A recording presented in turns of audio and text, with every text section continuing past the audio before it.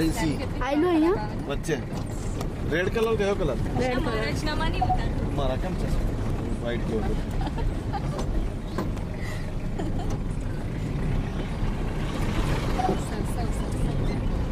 આટલું વૃંદાવન જતા ખબર આપણે રોટલી ખાધેલી માતાજીના મેરેથેલા તે એરિયા ખ્યાલ આવે તમને ગાંધીરવન હા બધા ગયેલા હતા તે એરિયા બંસીવન. હતો હા તેવું જ હતું ખબર रत्नेश्वर वृंदावन का यात्रा नहीं किया ना तुमने? नहीं अभी एक बार वृंदावन का प्लान करा। वही बोले हैं जो मैंने लगभग हम लोग को भी वही होगा उधर से जितना आपको आना पड़ेगा उतना हम लोग को जाना पड़ेगा। तो एक टाइम में से फिक्स कीजिए जो आप उधर से आओ हम उधर से जा रहे हैं स्वामी जी जाते हैं हर साल दीपावली में। तो वो टाइम फिक्स इतने सुंदर है उनका मधुरम मधुरम वपुरस्य विभो मधुरम मधुरम वदनम मधुरम मधुगंधी मृदुस्मृतम मधुरम मधुरम उनका मीठा मुस्कान जो देख लेता है ये वो अशोक मदन गोपाल इज हियर राधा दीन बंधु मदन गोपाल जिलांबर चक्रवर्ती अंदर जा सकते हैं? नहीं नहीं नहीं महाराज ना बोल थोड़ा पवित्र हो जाएगा।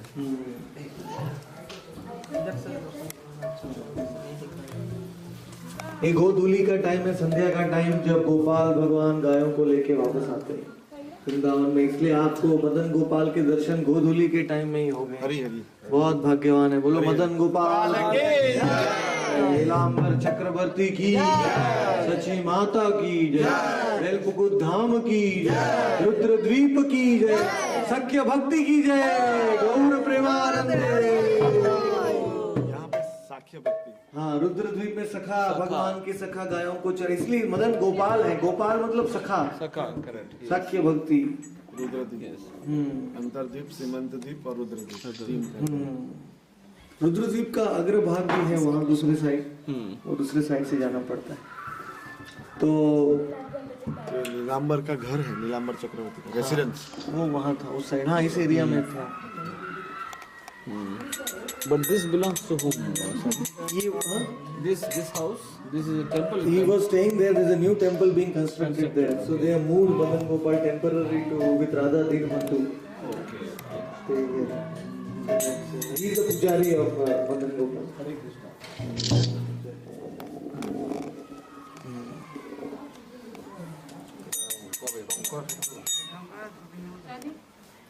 तो भगवान जब संध्या के समय में कल्प वृक्ष के नीचे खड़े रह के त्रिभंग मुद्रा में जब मुरली बजाते हैं तो ये स्वरूप प्रकट करते हैं, सब गायों को बुलाते हैं। एकदम सुंदर सर। हाँ बहुत सुंदर।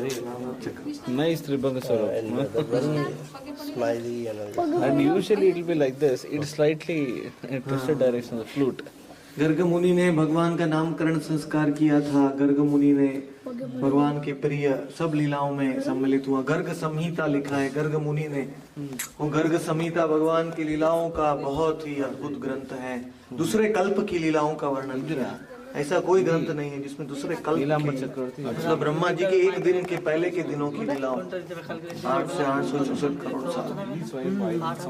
ये सुंदर ग्रंथ लिखा गर्ग संहिता मुनि ने। उनकी बेटी गर्गी वो कृष्ण राधा कृष्ण की लीलाओं में सम्मिलित हुई। गर्ग मुनि की जो बेटी है, इसी प्रकार गौर लीला में उनको सची माता के पिताजी के बनने का सौभाग्य।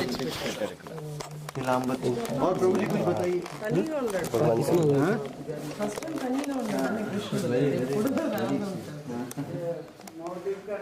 मैंने राधा भी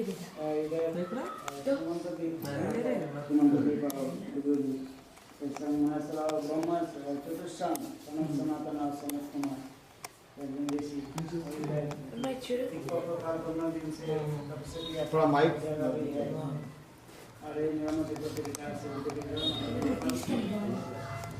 ये ब्रह्मचारी जी ने यहाँ सेवा किया था। माता का जन्म स्थान भी है। माता का जन्म यहाँ पे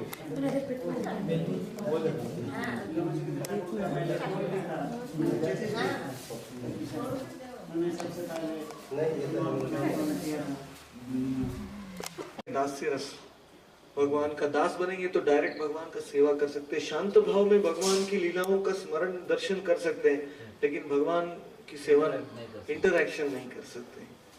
इसलिए शांत से ऊंचा है दास्य भाव, भगवान के दास बनना। वो हम कल जाएंगे मामागाची, वो दास्य भाव भक्ति है। मोदद्रुम द्वीप, हरिहर क्षेत्र। हाँ, हरिहर, यस, इज इन गोद्रुम द्वीप, हाँ, दैट इज कीर्तन। सो उसके आगे है सख्य भाव। सखा है वो दास से भी ऊंचे हैं, क्यों?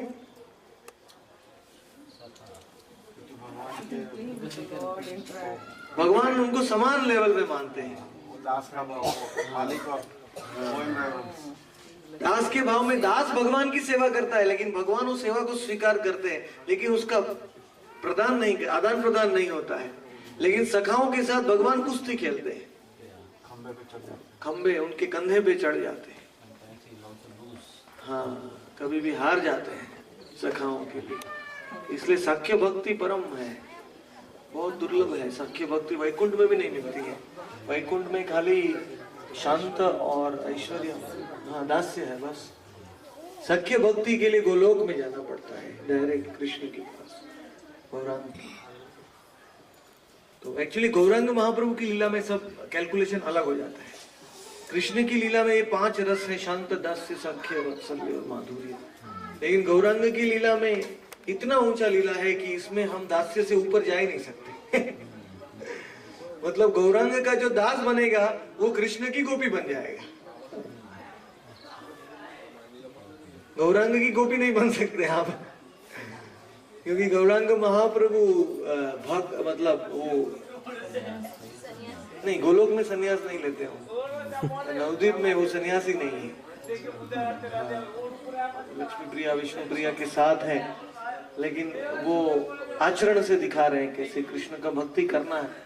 तो इसलिए वो कोई रासलीला नहीं करते हैं, पर स्त्रियों के साथ जैसे कृष्ण ने किया वैसे गौरांग नहीं करते। कई भक्त लोग हैं जो गौरांग की भी गोपी बनना चाहते हैं, लेकिन हमारे आचार्यों ने उसको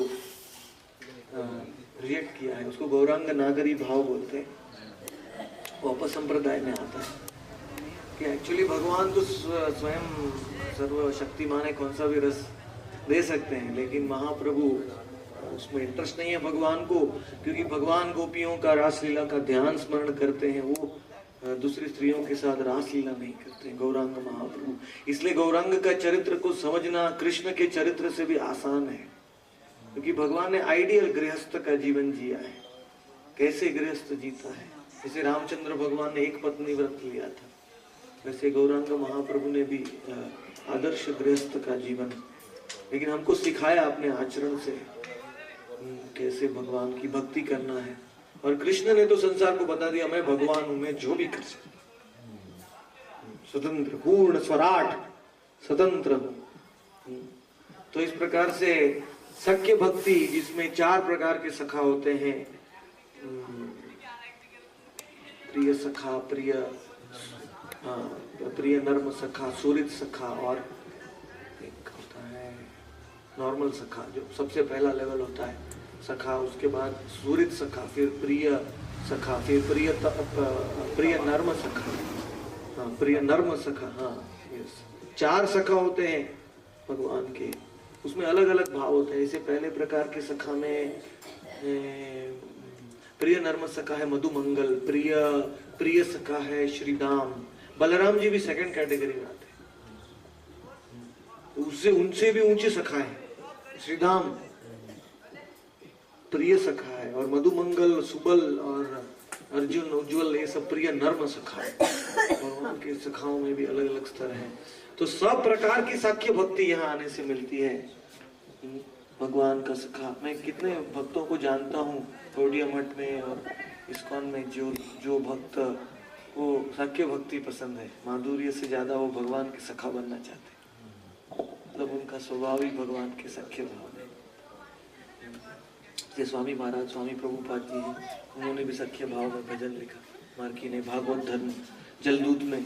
तो इस प्रकार से जो भक्त सखा होते हैं भगवान के, उनको आप बोलेंगे कि आप गोपी बन जाइए तो भी वो ना बोल देंगे, क्योंकि भगवान के साथ जो संबंध है उनका, उसमें वो खुश हैं, संतुष्ट हैं। वो जानते हैं कि गोपी का भाव और भी ऊंचा है सखा से, लेकिन हम तो खुश हैं, हम तो भगवान के सखा हैं। तो इसीलिए ये सख्य भक्ति का द्वीप है। यहाँ भगवान कहते हैं कि भगवान ने यहाँ विरह भाव प्रकट किया है। यहाँ रुद्र संप्रदाय और सनत कुमार संप्रदाय और ये संप्रदाय यहाँ से शुरू है रुद्र द्वीप में। बेलवन, ये बेलवन में मैंने आपको वहां बताया था ना कथा, बेलपुकुर। ये वृंदावन में द्वादश वन में एक है ना बेलवन, याद है? हम गए थे वहां। किसने तपस्या किया था? लक्ष्मी ने। इतने जल्दी भूल गए, 2 महीने में भूल गए। महालक्ष्मी ने, हाँ याद है, हमने विग्रह देखा था महालक्ष्मी। नहीं गए, भी हम दूसरे होते गए होंगे दूसरे। तो बेलवन में वहां महालक्ष्मी ने तपस्या किया। यहाँ के बेलवन में निम्बार्काचार्य ने बेल के पत्ते तोड़ के रुद्र शंकर जी का आराधना किया था। और बाद में निम्ब आर्क उनका नाम है, क्योंकि नीम के पेड़ के नीचे जब सूर्य चमक रहा था, अर्क मतलब सूर्य, तब उनका जन्म हुआ। दोपहर को 12 बजे नीम के पेड़ के नीचे निम्बार्काचार्य, परम भक्त, राधा कृष्ण के प्रेम में मग्न थे वो। उनको मतलब पहले तो वो शंकर जी के भक्त थे, तो यहाँ बेलवन में आके उन्होंने शंकर जी का उपासना किया था। और एक टॉर्च है मेरे बैग में, और पानमुख शिव, ये सब योगियों ने भी यहाँ तपस्या किया था। दुर्वासा मुनि भी यहाँ आए थे रुद्रद्वीप में। और ये रुद्रद्वीप मतलब ये तपोभूमि है। सब भगवान के भक्त यहाँ आके भजन करते हैं। ये रुद्रद्वीप का एक अनोखा चीज है कि 500 साल पहले रुद्रद्वीप गंगा के पूर्व साइड में था। अभी गंगा ने प्रभाव बदला तो रुद्रद्वीप दोनों साइड में हो गया है। मतलब गंगा रुद्रद्वीप के बीच में से बहती है।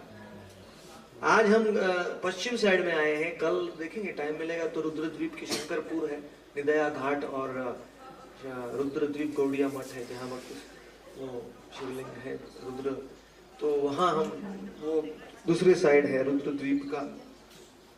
इस प्रकार से, और सीमंत और रुद्र के बीच में आता है ये स्थान। तो कभी कभी भक्त लोग इसको सीमंत में भी बोलते हैं, लेकिन रुद्रद्वीप में माना जाता है। इस प्रकार से शंकर जी को भाव विभोर हो गए और 11 रुद्र में से नील लोहित विग्रह, नील लोहित शंकर जी, रुद्र शिव जो पंचमुखी शिव है, उन्होंने आके यहाँ भजन किया है।